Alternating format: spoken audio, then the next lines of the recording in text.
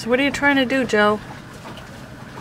Oh, I'm putting an extra stern line to double up on all of them. I have 2 on every one, so it's my last one to put the double on this one. And the predictions for the winds tonight?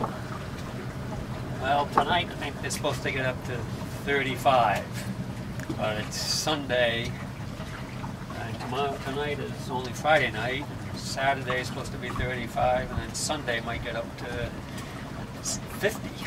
So it's going to be a long duration.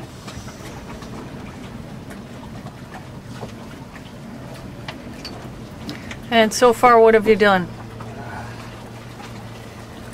Well,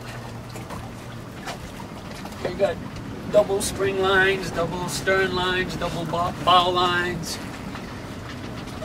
We've got the sail still on the boat, but all tied up with line.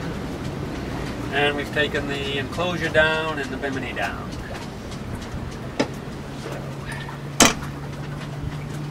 And how do you feel about things?